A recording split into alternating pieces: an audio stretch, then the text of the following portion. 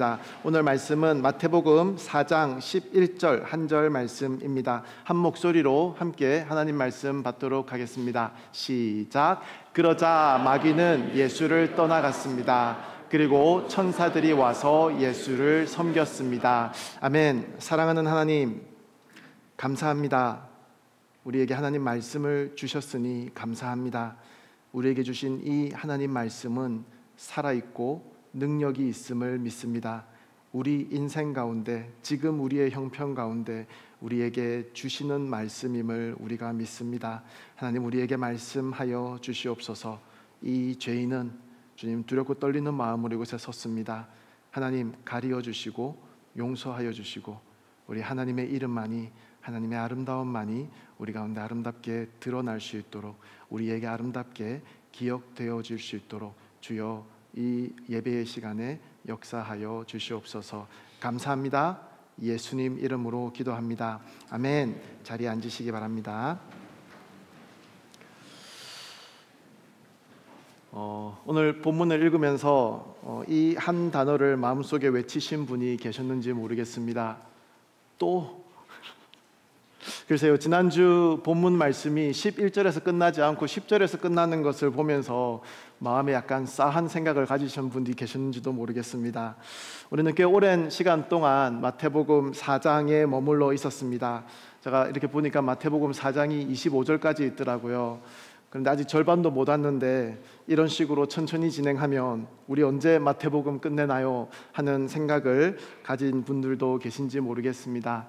보통 이제 한 큐에 이렇게 지나갈 수도 있을 법한 이 예수님의 시험, 이 이야기를 세 번으로 나누는 것은 그래, 그럴 수도 있겠지 하는 그런 생각 하셨을 거라고 예상합니다. 그런데 4장 11절 이 한 절에서 멈춘다고요? 하는 그런 생각 가지신 분이 계신지 모르겠습니다. 자, 우리는 지난 몇 주 동안 예수님께서 받으신 시험을 하나하나 이렇게 자세하게 살펴보았습니다. 이제 다음 구절로 사실 넘어가도 될 법한데요, 저는 도무지 그럴 수 없다라고 생각했습니다. 왜냐하면 이 세 번의 시험 이야기를 통해서 예수님께서 당하셨던 이 시험이 전체적으로 말하고자 하는 요점이 무엇인지에 대해서 꼭 함께 생각해 봤으면 하는 부분이 있었기 때문입니다. 이 예수님의 시험 이야기 전체의 핵심 주제를 말하고 있는 것입니다. 제가 오늘 나누려고 하는 말씀은 참으로 중요하다라고 생각합니다. 사실 이제 지난 몇 주간의 예배에 참석하셨던 분들은 요점 정리하는 것 같은 그런 느낌의 설교일 수도 있을 것입니다. 했던 말을 또 한다고 생각하실 수도 있습니다. 그런데 여러분, 이 예수님 시험 사건에서 우리가 꼭 함께 발견했으면 하는 그런 부분이 있습니다. 사실 하나님 말씀에서 중요하지 않은 부분이 어디 있겠어요, 그죠? 하지만 오늘은 특별히 우리가 성경을 읽을 때에, 특별히 마태복음을 우리가 계속해서 묵상하는 가운데 우리가 계속 잊지 않고 기억해야 할 부분이 있다라는 것을 여러분에게 말씀드리고 싶어서 오늘 본문을 오늘 예배의 본문으로 정했습니다. 오늘 그 이야기를 하도록 하겠습니다. 마태복음 1장은 족보 이야기를 통해서 예수님께서 약속된 그 메시아라는 사실을 우리에게 보여주었습니다. 예수님께서 아브라함의 아들이고 다윗의 아들, 다윗의 자손이라는 그 설명으로 마태복음이 시작한다라는 것을 우리는 주의 깊게 살펴보았습니다. 마태복음 2장은 예수님이 참 하나님이시며 동시에 참 인간이시라는 것을 보여주셨습니다. 예수님은 성령으로, 하나님의 영으로 잉태되어서 동정녀 마리아에게서 나신 분이라는 지점을 우리가 꼼꼼하게 생각해 보았습니다. 또한 동방 박사들이 찾아와서 경배했던 그 사건을 통해서 우리는 예수님께서 우리의 왕이라는 그 사실과 또 우리는 그 왕께 어떻게 반응하고 있는지, 아니 어떻게 반응해야 하는지에 대해서 함께 생각해 보았습니다.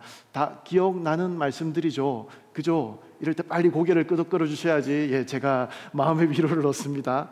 자, 그리고 마태복음 3장에서 우리는 예수님께서 의로우신 심판자이심을 우리가 보았습니다. 세례 요한의 메시지를 통해서 예수님께서는 모든 것을 바로잡고 심판하실 분이라는 것을 우리는 확인했습니다. 또 마태복음 3장을 통해서 우리는 예수님께서 하나님의 아들이심을 확증하게 됩니다. 이는 내가 사랑하는 아들이다, 내가 그를 매우 기뻐한다 라는 말씀을 듣게 되는 것이죠.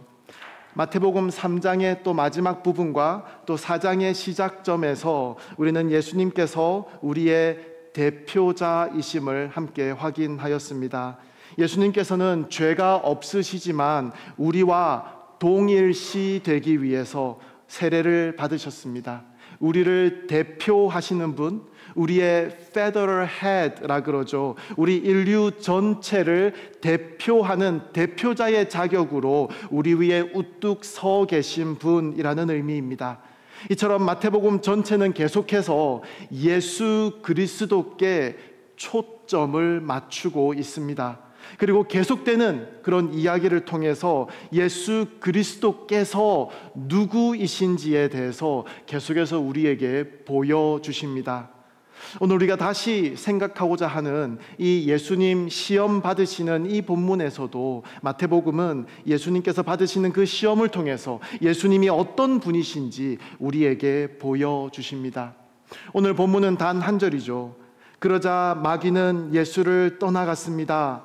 그리고 천사들이 와서 예수를 섬겼습니다. 여러분, 이 한 구절 말씀은 단순히 예수님께서 시험을 이기시고 마귀가 떠나갔기 때문에 이제 천사들이 나타나서 예수님을 섬겼다라는 그런 차원의 말씀이 아닙니다. 오늘 이 말씀은 예수님의 전 생애와 십자가 사건과 그리고 장차 오실 그 재림의 영광까지 보여주는 복음의 축소판이라고 말할 수 있습니다. 다시 말하겠습니다. 오늘 이 구절은 복음의 축소판이라고 말할 수 있다라는 것입니다. 예수님의 그 십자가 사건과 그 예수님의 그 장차 오실 그 재림의 사건, 예수님의 전 생애를 우리에게 보여주는 그런 거 있잖아요. 미니어처 같은 그런 역할을 하는 구절이다라고 우리가 볼 수 있다라는 말씀입니다. 그 부분을 우리가 함께 생각해 볼 텐데요. 아울러서 우리가 꼭 기억했으면 하는 부분이 또 있습니다. 여러분, 지난 3주간 동안 제가 계속해서 강조했던 그런 부분이 있죠. 예수님께서는 우리를 대신하여, 우리를 위하여 시험을 당하셨습니다. 마귀가 감히 예수님을 시험했습니다. 이 이야기는 단지 예수님께서 경험하셨던, 예수님께서 홀로 경험하셨던 그런 역사적인 사건으로만 봐서는 안 된다는 것이죠. 이 이야기는 우리와 밀접한 관련이 있다라는 것을 우리는 기억해야 한다라는 것입니다. 두 가지를 말씀드렸습니다. 예수님께서 당하신 이 시험 이야기와 또 천사들이 와서 그를 섬겼다라는 그 이야기는 예수님의 전체 이야기의 축소판이라는 그 사실과 또 그 예수님께서 우리를 위해서 이 길을 걸어가셨다는 사실, 우리를 대신하여 이 길을 걸어가셨다는 사실, 이 두 가지를 함께 기억하면서 오늘 말씀에 집중하기를 원합니다. 자, 저는 오늘 이 본문 이 한 절이 복음 전체 이야기의 축소판이다 라는 말씀을 드렸습니다. 예수님께서 받으신 이 세 가지의 시험은 십자가 사건과 연결되어 있다라는 것입니다. 그리고 이 시험에서의 승리는 예수님의 저 마지막 궁극적 승리와 연결되어 있다라는 것입니다. 예수님의 사역의 그 시작은 이 땅에서 그의 삶의 끝 부분과 연결되어 있다라는 것입니다. 그리고 오늘 우리 본문을 읽으면서 마지막에 예수님 다시 오실 때 우리가 듣게 될 그 울림, 그 메아리를 미리 듣고 있는 것과 같다라는 것입니다. 마귀는 예수님께 세 가지를 지금 당장 추구하게 하려고 했습니다. 기억나시죠? 그 첫 번째 시험은 뭐였습니까? self gratification, 자기 만족과 또 두 번째 시험은 뭐였죠? self protection, 자기 보호와 그리고 세 번째는 뭐였죠? self-exaltation, 자기 영광을 지금 당장 추구하게 만들려고 하는 것이 마귀의 목적이었습니다. 아버지께서 약속하신 그 하나님의 공급하심과 그 하나님의 보호하심과 하나님의 그 아들을 높이시는 그 부활의 영광을 기다리기보다 자신의 방식으로 지금 즉시 이 모든 것들을 취하게 하려고 하는 것이 마귀의 목적이었다라는 것입니다. 그리고 그 마귀의 목소리는 사실 예수님께서 이 땅에서의 삶 마지막에 이르러 그 십자가 위에서도 다시 듣게 되는 그런 음성입니다. 죄인들의 그 입술을 통해서 다시 반복하게 되는 것이죠. 마태복음 27장 40절부터 몇 구절을 읽어보겠습니다. 성전을 헐고 3일 만에 짓겠다던 사람아, 내 자신이나 구원해봐라. 어디 내가 하나님의 아들이라면 십자가에서 한번 내려와 봐라. 42절입니다. 남을 구원한다더니 정작 자기 자신을 구원하지 못하는군. 그가 이스라엘의 왕이니 어디 한번 십자가에서 내려와 보라지. 그러면 우리가 그를 믿어주겠다. 그 다음 구절, 그가 하나님을 믿는다고 하니 하나님께서 정말 원하신다면 지금이라도 그를 당장 구원하시겠지. 자기 스스로 나는 하나님의 아들이다 라고 말했었다. 여러분, 십자가에 달리신 그 예수님을 향해서 외쳤던 그 군중들의 목소리에서 예수님을 시험하며 외쳤던 그 마귀의 목소리가 들리십니까? 너가 정말 하나님의 아들이라면 한번 증명해봐. 너 자신을 영화롭게 한번 해봐. 지금 너 자신을 높여서 그 모든 영광을 쟁취하란 말이야. 마귀는 다시 한번 예수님께 고난 없는 영광, 피 흘림 없는 승리를 추구하게 하고 있습니다. 오늘 본문에서 예수님은 마귀를 물리치시고 천사에게 섬김을 받으며 영광을 받으셨습니다. 이 승리와 영광은 부활 이후 예수님의 궁극적 승리와 연결되어 있다라는 것입니다. 마귀는 떠나갔고요, 천사들은 예수님을 섬겼다라고 말씀합니다. 단지 피곤함과 그 허기를 면하기 위해서 천사들이 예수님께 음식을 가져다 주고 쉴 수 있도록 도왔다라는 그런 의미가 아닙니다. 여기서 섬겼다라는 이 단어는 단순한 봉사를 뜻하는 그런 표현이 아닙니다. 예수님을 향한 공경과 예수님을 향한 인정을 포함한 그런 섬김, 그런 경배였다라는 것입니다. 예수님께서는 천사들을 불러서 자신을 섬길 것을 명령하지 않으셨습니다. 그러실 필요가 없었습니다. 그 아무것도 하지 않으셨음에도 불구하고 그 천사들은 와서 예수님을 섬겼다라는 것입니다. 그러면 그 천사들은 단지 예수님께서 그래 하나님의 아들이시기 때문에 지금 굉장히 피곤하실 것이야, 지금 굉장히 허기질 것이야 라고 하며 그냥 그를 와서 섬겼던 것일까요? 저는 그보다 훨씬 더 깊은 의미가 있다라고 믿습니다. 자, 여기서부터 잘 들으셔야 합니다. 예수님께서는 마귀에게 당하신 그 시험에서 하나님의 말씀에 온전히 순종하심으로 예수님 자신의 의를, 그 의로움을 입증하셨습니다. 확증하셨다라는 말씀입니다. 여러분, 우리에게는 의가 없습니다. 그래서 하나님께서 우리를 은혜로 의롭다라고 칭해 주시는 그런 칭의가 우리에게는 필요합니다. 왜? 우리는 의가 없기 때문에. 근데 여러분, 예수님에게는 칭의가 필요하지 않습니다. 예수님은 의로우신 분이기 때문입니다. 예수님께서는 이미 그의 의를 하나님을 향한 철저한 순종으로 확증하셨기 때문에 그 세 번의 시험을 통해서도 하나님을 향한 그 순종의 마음을 거두지 않으셨기 때문에 하나님께서는 그저 예수님의 그 의로움을, 예수님의 그 의를 공적으로 선언하시면 되는 것이었습니다. 우리는 이것을 영어로 vindication이라고 합니다. 원래 의롭지 않은데 의롭다라고 그냥 칭해주는 칭의가 아니라 그 의로움이 입증되었다라는 그런 의미의 단어입니다. 그리고 그 결과로 천사들이 와서 예수님을 섬겼다라는 것입니다. 그리고 십자가 사건에서 똑같은 일이 벌어졌음을 우리는 알고 있습니다.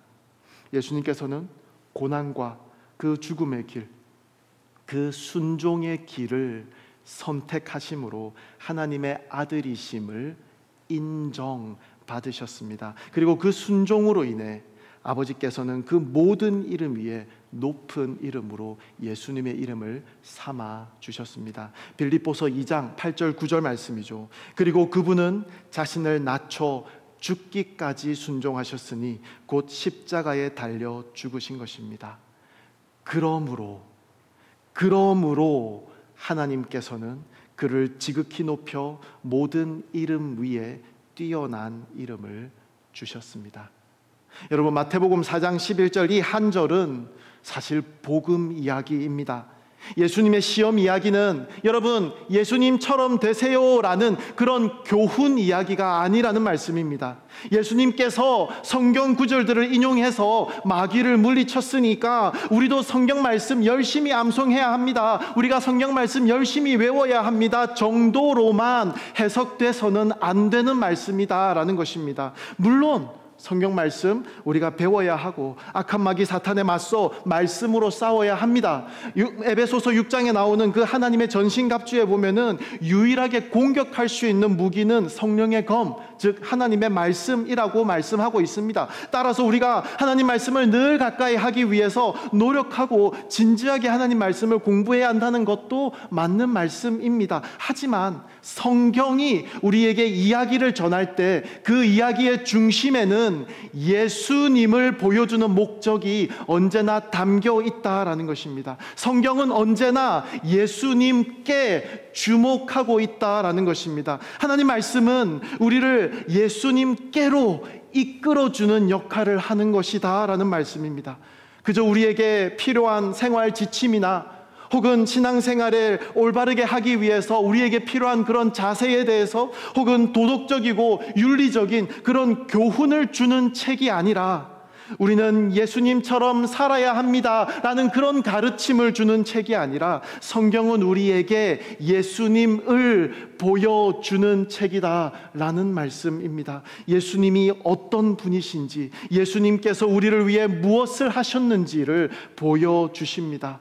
그리고 예수님께서 행하신 그 놀라운 일하심 때문에 이제는 내가 누구인지, 내가 누구에게 속해 있는 사람인지, 나는 어떤 목적을 가지고 살아가야 하는 사람인지를 우리에게 알려주는 책이다라는 말씀입니다. 그 예수님께서 지금 우리와 함께하고 계심을 우리에게 보여주는 책이 성경책이다라는 말씀입니다. 성경은, 그 성경의 목적은 예수님을 드러내는 것입니다. 성경은 우리를 예수님에게로 데리고 갑니다. 오늘 이 예수님의 시험 이야기를 통해서 성경은 우리에게 어떤 예수님을 보여주고 있는지에 대해서 함께 잠시 생각해 보기를 원합니다. 세 가지를 말씀드리겠습니다. 첫째, 예수님은 새 아담이시고 새 이스라엘입니다. 제가 이 말씀을 약간만 다르게 이야기하면 예수님은 우리의 완전한 의가 되십니다. Our perfect righteousness가 되십니다. 예수님께서 당하신 그 시험은 단순히 예수님의 경험이나 예수님에게 일어났던 어떤 이야기로 끝나는 것이 아니라고 말씀드렸습니다. 이 시험과 이 시험을 이기신 사건은 모두 우리와 직접적으로 연결되어 있다는 것입니다. 요한 1서 말씀을 잠깐 보겠는데요, 2장 15절 16절입니다. 하나님께서는 요한을 통해서 우리에게, 즉 교회에게 이렇게 말씀하십니다. 여러분은 이 세상이나 세상에 있는 것들을 사랑하지 마십시오.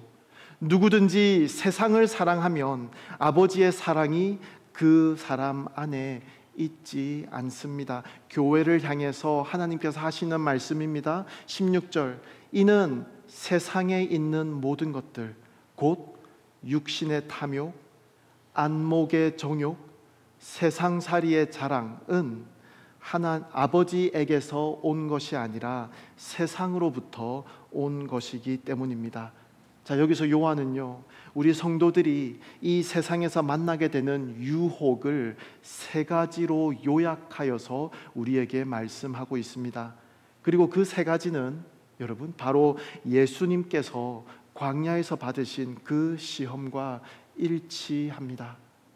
육신의 탐욕은 배고픈 예수님에게 돌을 빵으로 만들어 먹으라는 그 시험에서 드러났습니다. 안목의 정욕은 보는 것과 관련이 있죠. 성전 꼭대기에서 뛰어내려서 자신의 신분을 증명해 보이라는 그 시험에서 나타납니다. 그리고 세상살이의 자랑은 이 세상의 모든 영광과 권세를 주겠다라는 그 시험에서 나타납니다. 사실 이 세 가지 시험은 또한 아담과 하와가 당했던 그 시험에서도 동일하게 나타납니다. 창세기 3장 6절 말씀을 보면요, 여자가 보니 그 나무의 열매가 먹기에 좋고 눈으로 보기에도 좋으며 지혜롭게 할 만큼 탐스러워 보였습니다. 이 세 가지가 보이시죠? 그 열매는 먹기에 좋았고, 육신의 탐욕 첫 번째 시험이죠. 눈으로 보기에도 좋았고, 안목의 정욕 두 번째 시험이죠. 지혜롭게 할 만큼 탐스러웠습니다. 세상살이의 자랑 세 번째 시험이죠. 아담과 하와는 이 세 가지 시험에서 실패하였습니다.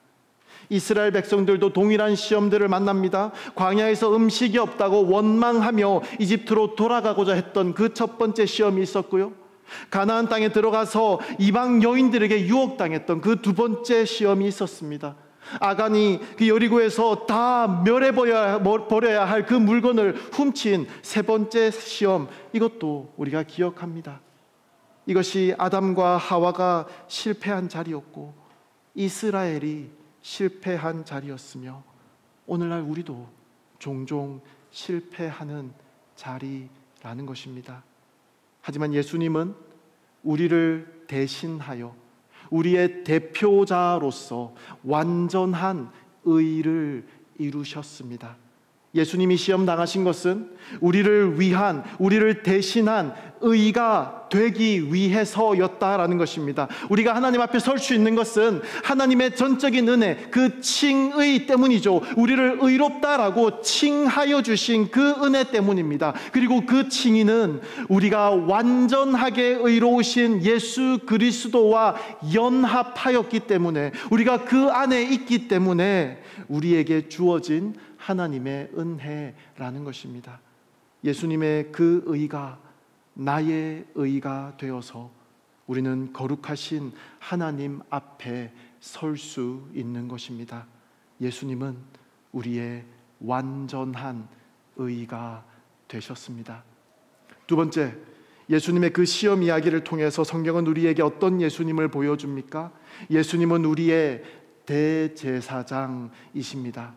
우리를 앞서 우리 길을 걸어가신 대제사장이라는 것입니다.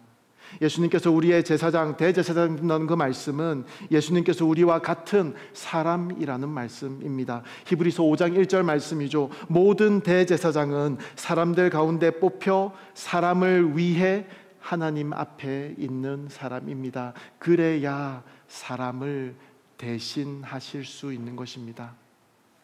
히브리서 2장 17절 18절 말씀도 읽겠습니다. 이러므로 그는, 예수님은 모든 것에서 형제들과 우리 인류와 같아지셔야만 했습니다. 왜죠?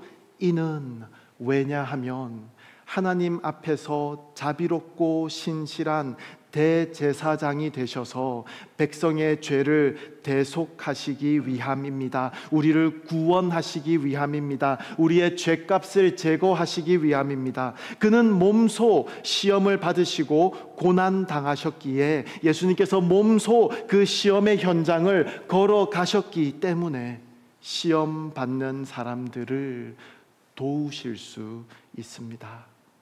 히브리서 4장 말씀도 제가 보겠습니다. 15절 16절. 이는 우리에게 계신 대제사장은 우리의 연약함을 동정하지 못하시는 분이 아니며 또한 모든 면에서 우리와 동일하게 시험을 당하셨으나 죄가 없으신 분이기 때문입니다. 그러므로 자비하심을 얻고 필요할 때 도우시는 은혜를 얻기 위해 은혜의 보좌 앞으로 담대히 나아갑시다. 무슨 말입니까? 예수님이 시험을 받으신 그 이야기가 성경에 적혀 있는 이유가 바로 이것입니다. 그러므로 예수님께서 우리와 동일하게 시험을 당하셨기 때문에, 그러므로 우리는 은혜의 보좌 앞으로 나아갈 그 담대함을 얻을 수 있다라는 말씀입니다. 왜죠? 예수님이 동일하게 시험을 당하셨기 때문입니다. 그래서 우리는 우리의 그 대제사장은 우리를 동정하실 수 있기 때문입니다. 여기서 동정한다라는 이 단어의 원어의 의미는 함께 고난당한다라는 의미입니다. 대충 그냥 미안한 마음, 안타까운 마음을 가지는 그 정도가 아니라 함께 체험해서 알기 때문에 마음속 깊이 공감하면서 동정하신다라는 의미입니다. 여러분, 우리에게는 우리를 위하여 우리 앞서 우리의 이 길을 걸어가신, 그리고 이제는 우리를 위하여 하나님 보좌 앞에 계시는 대제사장이 있습니다. 예수님은 그래 나도 걸었으니 너도 한번 어떻게 걷는지 내가 한번 볼게 가 아니라, 예수님은 하늘에서 그냥 우리가 오기만을 기다리시는 그런 분이 아니라 예수님은 우리를 위하여 지금도 하나님 우편에서 기도하고 계십니다. 로마서 8장 말씀이죠. 예수님께서는 우리를 위한 대제사장의 역할을 아직도 아름답게 감당하고 계신다라는 것입니다. 우리는 이 예수님께 은혜를 입었습니다. 실패했을 때에 자비를 주시고 시험 받을 때에 도움을 주십니다. 여러분, 이 예수님께 도움을 구하십시오. 우리의 연약함을 아시고 시험 받는 자를 능히 도우시는 예수님이십니다. 우리가 지금 처한 고통과 시험, 부끄러움까지도 몸소 겪으셨기에 깊이 이해하시는 분입니다. 우리는 그분 앞에 담대히 나아갈 수 있습니다. 예수님은 실패한 자에게 자비를, 시험 중인 자에게 은혜를 주시는 우리의 확실한 도우심입니다. 여러분, 그리고 그 예수님의 도움은 예수 그리스도의 몸인 우리 교회 공동체를 통해서도 흘러갑니다. 예수님은 우리를 홀로 남겨두지 않으셨습니다. 우리 곁에 있는 형제 자매들, 이 공동체를 통해서 하나님은 하나님의 위로와 하나님의 회복을 나누어 주기를 원하십니다. 사랑하는 여러분, 괜찮은 척 하지 않아도 괜찮습니다. 고통이 있다면, 두려움이 있다면, 외로움이 있다면, 여러분 시험 중에 있다면, 기도가 필요하다면 말씀하시기 바랍니다. 기도를 요청하시기 바랍니다. 지난번에는 제가 우리 교회 공동체에 허락하신 서로를 향한 그 책임에 대해서 제가 말씀을 나눈 적이 있습니다. 그 책임을 다 하는 사람들로 이루어진 교회는 건강한 교회입니다. 우리가 그렇게 살아갈 때 우리 교회는 이 그리스도의 몸은 더욱 건강해질 것입니다. 서로를 향한 진심 어린 관심과 기도가 살아있는 공동체, 누군가 넘어질 때 혼자 일어서게 두지 않는 공동체, 아픔과 시험 속에서도 함께 견디는, 함께 짐을 지는 공동체로 우리 낮아짐 교회가 자라날 수 있기를 원합니다. 셋째, 예수님의 그 시험 이야기를 통해서 성경은 우리에게 어떤 예수님을 보여주십니까? 예수님은 우리의 승리이십니다. 예수님은 우리의 승리이십니다. 예수님 안에서 우리는 승리를 얻습니다. 예수님이 바로 우리의 승리라는 것입니다. 그런데 질문이 생깁니다. 예수님께서 이미 사탄을 이기셨고 죄의 권세를 깨뜨리셨는데, 우리를 대신해서 그 자리에서 이미 승리하셨는데 왜 우리는 여전히 시험을 받습니까? 왜 나는 또다시 넘어지고 있습니까? 주님, 왜 이런 일이 나에게 계속해서 생기는 것입니까? 우리 권 목사님이 지난 금요일에 잘 말씀해 주셨죠. 아말렉은 우리에게서 사라지지 않습니다. 늘 우리를 괴롭힙니다. 그런데 조금 더 확장해서 이야기해 볼까요? 여기서 우리가 한 가지 기억해야 하는 것이 있습니다. 우리가 이 땅에서 겪게 되는 그런 고통과 고난, 눈물과 아픔, 그런 시험의, 그런 유혹의 상황들은 더 큰 이야기의 일부분이라는 것입니다. 우리라고 하는 것을 넘어서는 더 큰 일이 진행 중이라는 것입니다. 예수님의 시험 이야기를 보면서 우리는 이 사실을 깨닫게 됩니다. 지금 우리가 겪고 있는 이 모든 시험 이면에 무엇이 있는지를 우리에게 보여준다라는 것입니다. 여러분, 우리가 겪는 그런 유혹이나 시험은 단순한 심리적인 갈등이 아닙니다. 우리 마음속에서만 일어나고 있는 그런 싸움이 아닙니다. 이는 마귀가 여러분을 향해서 전쟁을 벌이고 있는 것입니다.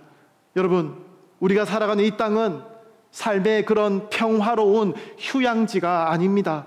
이사야 22장에서 소개하는 그 쾌락주의에 빠진 사람들의 말처럼 내일이면 우리가 죽을 것이니 지금 먹고 마시자라고 외치는 그런 장소가 아닙니다.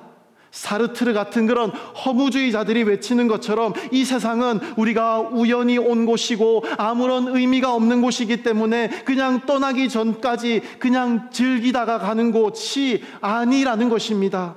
우리가 살아가는 이 세상은 영적 전쟁터입니다. 마귀는 항상 우리를 삼키기 위해서 늘 틈을 보고 있습니다. 그래서 우리는 하나님 말씀을 늘 붙잡아야 한다라는 것입니다. 여러분, 지지난 달이었죠. 우리는 발람과 발락 이야기를 큐티 말씀들을 통해서 잘 배우게 되었습니다. 이스라엘 백성이 이집트에서 나온 이후에 광야를 지나 가나안 땅을 향해서 나아가고 있습니다. 그때 모압 나라의 왕 발락은 이스라엘이 무서웠습니다. 하나님께서 그 이스라엘 백성들을 위해서 행하신 그 많은 일들에 대해서 들었기 때문입니다. 그는 두려웠습니다. 그래서 그는 발람이라고 하는 선지자에게 돈을 주면서 이스라엘을 저주하게 만들려고 합니다. 발람은 그 돈을 받고 산에 올라가서 이스라엘 백성을 바라보며 저주를 선포하려고 했습니다. 하지만 그의 입에서 나오는 말은 오직 복이었습니다. 다시 다른 곳에 가서 또 똑같은 그런 시도를 했습니다. 발람은 오직 이스라엘을 향한 복만을 말할 수 있었습니다. 발락이 화가 났죠. 아니, 내가 너에게 돈을 줘서 저주하라고 했는데 왜 복을 빌어주고 있느냐라는 것입니다. 그때 발람은 하나님께서 내 입술에 넣어주시는 그 말을 할 수밖에 없습니다. 하나님께서 나에게 이스라엘을 저주할 것을 허락하지 않기 때문에 저는 그렇게 할 수가 없습니다 라고 말합니다. 그러고 나서 발람이 말합니다. 하지만 좋은 방법이 하나 있습니다. 그들을 무너뜨리고 싶다면 그들을 유혹하십시오. 당신 나라의 아름다운 여성들을 보내서 음행과 또 우상 숭배로 그들을 유혹하게 하십시오. 그러면 그들은 스스로 무너지고 말 것입니다. 나는 그들을 저주할 수 없지만 그들 스스로 저주받게 만들 수는 있습니다. 여러분, 왜 우리 인생에 고통과 고난과 이런 시험의 상황들이 생기는지 아십니까? 하나님을 잠잠히 기다리지 못하게 하고 우리 눈앞에 놓인 욕심의 탐욕과 안목의 정욕과 세상살이의 자랑 앞에 무릎 꿇게 만들려는 그런 유혹의 상황들이 왜 자꾸 우리 앞에 놓이는지 아십니까? 우리는 예수 그리스도께 속한 백성이기 때문입니다. 마귀는 우리를 직접 저주할 수 없습니다. 우리를 이 세상의 종으로, 마귀의 종으로 가져갈 수 없다라는 것입니다. 우리는 그리스도께 속했고 그리스도께서 만왕의 왕이시기 때문에 마귀는 우리를 손댈 수는 없습니다. 그러나 마귀가 할 수 있는 유일한 것은 우리를 시험하고 우리를 유혹하는 것이다 라는 말씀입니다. 우리 인생에서 일어날 수 있는 그런 수많은 일들을 통해서 마귀는 우리를 유혹한다 라는 말씀입니다. 우리 인생에 참을 수 없는 그런 고통과 견딜 수 없는 그런 아픔들을 만들어서, 다시 말해서 이런저런 현상들을 통해서, 이런저런 상황들을 통해서 우리의 마음을 어렵게 만들 수는 있겠지만, 이런저런 상황들을 통해서 나의 앞에 당장 놓여있는 그 쉬워 보이는 길, 그 넓어 보이는 길을 선택하도록 유혹할 수는 있겠지만, 마귀가 할 수 있는 일은 거기까지이다 라는 말씀입니다. 그것을 우리는 기억해야 하겠습니다. 마귀는 우리를 향해 전쟁을 벌이고 있는 것입니다. 왜냐하면 우리가 그리스도의 나라에 속해 있는 사람들이기 때문입니다. 그리스도께 속해 있기 때문에 마귀는 메시아의 나라에 대한 전쟁을 우리의 삶을 무대로 하여서 벌이고 있는 것입니다. 이는 단순히 우리 개인의 문제가 아닙니다. 더 큰 일이 진행되고 있는 것입니다. 이 전쟁은 예수 그리스도의 전쟁이며 승리도 예수 그리스도의 것입니다. 우리 인생 가운데서 우리가 계속해서 만나게 되는 시험과 유혹은 너무나 커 보이고 우리가 저항할 수 없는 것처럼 보일 때가 많이 있습니다. 그러나 여러분, 그것들이 언제 흐려지고 작아지는지 아십니까? 우리가 예수님을 바라볼 때입니다. 이 세상의 것들, 우리를 유혹하던 모든 것들, 우리를 울게 만들고 우리를 걱정하게 만들고 우리를 좌절하게 만들고 우리를 분노하게 만들고 우리를 두려워하게 만들었던 이 세상의 휘황찬란한 것들로 인해서 우리의 눈을 멀게 만들었던, 내가 이 세상에서 너무나 소중하게 여기는 것들로 인해서 우리의 마음을 빼앗기게 만들었던 그 모든 것들이 우리가 예수님을 집중해서 바라볼 때 이상하게도 작아지고 흐려질 것입니다. 하나님은 신실하십니다. 우리가 감당할 수 있는 것 이상으로 시험당하게 우리를 내버려 두지 않으십니다. 다시 말하면 하나님은 우리의 삶 속에서 마귀가 활약할 수 있는 그 경계선을 설정하신다라는 것입니다. 여기까지만, 그 이상은 안 된다. 하나님은 우리가 어디까지 견딜 수 있는지 아십니다. 그러므로 예수 그리스도 안에서는 우리가 감당하지 못할 시험은 없습니다. 예수님 안에서는 우리가 이길 수 없는 유혹이 없습니다. 예수님 안에서는 우리가 극복하지 못할 시련도 없습니다. 예수님은 우리의 승리가 되십니다. 마지막으로 로마서 16장 20절 말씀을 보기를 원합니다. 평강의 하나님께서 속히 사탄을 여러분의 발 아래서 짓밟히게 하실 것입니다. 여러분, 이것이 성경이 예수님의 시험 이야기를 기록한 이유입니다. 예수님이 이기셨기에 곧 우리도 그처럼 될 것입니다. 곧 사탄이 우리의 발 아래 놓이게 될 것입니다. 승리는 확정되었습니다. 사탄은 쫓겨날 것입니다. 예수님을 광야로 인도하였던 그 성령께서, 예수님께서 시험을 이기도록 도우셨던 그 성령께서, 그 동일한 성령께서 오늘날 우리와도 함께 하고 계십니다. 찬양 한 곡 하고 잠시 함께 기도하기를 원하는데요. 주는 완전합니다 라는 찬양입니다. 여러분, 오늘 우리는 말씀을 통해서 예수님이 누구이신지에 대해서 다시 한번 묵상하였습니다. 예수님은 아담과 하와가 실패한 그 자리에서, 이스라엘이 그 넘어졌던 광야에서, 우리가 매일 넘어지는 그 시험의 자리에서 완전한 순종으로 승리하셔서 우리의 완전한 의가 되셨습니다. 예수님은 우리의 대제사장으로서 우리 앞에 우리의 그 길을 걸으시고 우리와 같은 시험을 받으시고 이제는 우리를 위해 하나님 우편에서 기도하십니다. 그리고 예수님은 우리의 승리이십니다. 우리가 이기는 이유는 우리가 대단해서가 아니라 예수님께서 이기셨기 때문입니다. 사실 우리는 잘 압니다. 우리는 세상에 참 많은 것들 때문에 눈물 흘리고 좌절하고 분노하고 두려워하고 하나님의 원리가 아닌 세상의 원리가 더 쉽고 타당하게 여겨지는 그런 상황들을 많이 만나게 됩니다. 우리는 연약합니다. 그래서 우리는 계속 실수합니다. 하지만 우리에게는 완전하신 예수님이 계십니다. 우리의 승리는 우리의 완전함이 아니라 예수님의 완전함에 기초하고 있습니다. 여러분, 이 진리를 붙잡고 주는 완전합니다. 함께 고백하며 나아가기를 원합니다.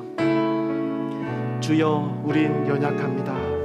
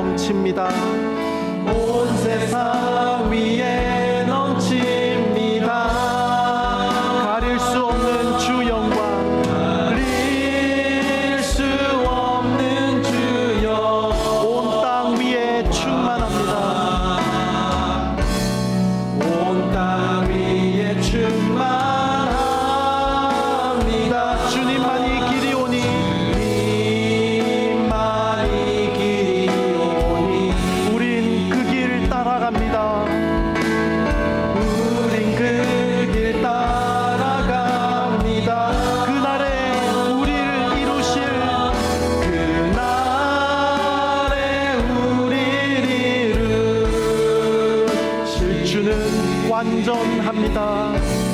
주는 완전합니다. 한없는 주님의 은혜,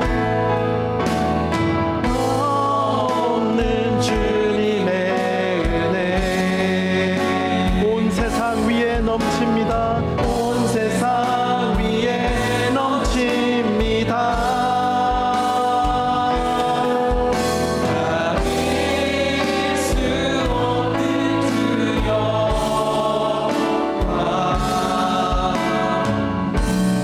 온 땅 위에 주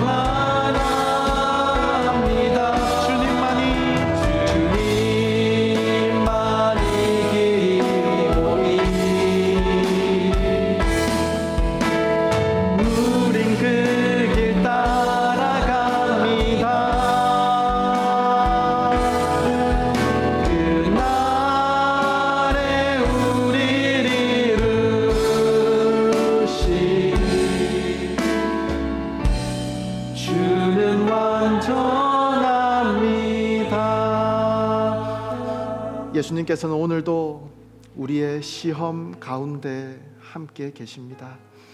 우리보다 앞서 이 모든 것을 겪으시고 승리하셨기 때문에 우리를 동정하시고 도우실 수 있는 완전한 대제사장이 되셨습니다. 그리고 예수님의 의가 우리에게 전가되어 하나님 앞에 담대히 나아갈 수 있는 은혜를 입게 되었습니다. 오늘 이 시간 우리 함께 기도하기를 원하는데요. 하나님, 저는 늘 넘어지고 흔들립니다. 저는 늘 좌절하고 눈물 흘립니다. 하지만 그럴 때마다 제 자신을 바라보는 것이 아니라, 나의 그 상황을 바라보는 것이 아니라 이미 승리하신 예수님을 바라보게 하여 주시옵소서.